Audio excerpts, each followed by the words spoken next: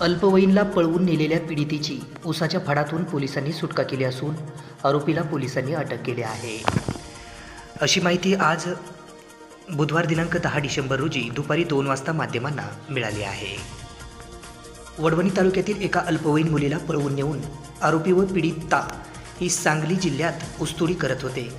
बीडच्या अनैतिक मानवी वाहतूक प्रतिबंधक कक्षाच्या पल्लवी जाधव यांनी सापळा रचून आरोपीला ताब्यात घेऊन पीडितेची सुटका केली। यातील आरोपी व पीडितेला वडवणी पोलिसांच्या ताब्यात देण्यात आले आहे। वडवणी पोलीस ठाणे येथील अल्पवयीन मुलगी संबंधित गुन्हा दाखल आहे।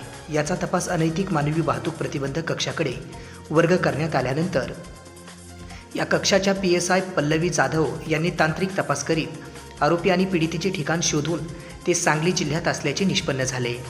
त्याबाबत पोलीस अधीक्षक यांच्या आदेशाने अनैतिक मानवी वाहतूक प्रतिबंधक कक्षाच्या PSI पल्लवी जाधव यांनी पथकासह सांगली जिल्ह्यात धाव घेतली।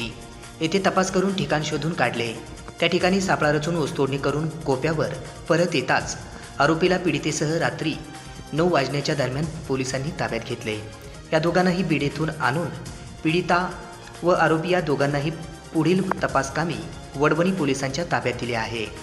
ही कारवाई पोलीस अधीक्षक नवनीत कावत, अप्पर पोलीस अधीक्षक सचिन पांडकर यांच्या मार्गदर्शनाखाली अनैतिक मानवी वाहतूक प्रतिबंधक कक्षाच्या PSI पल्लवी जाधव यांच्यासह कर्मचाऱ्यांनी ही कामगिरी केली आहे।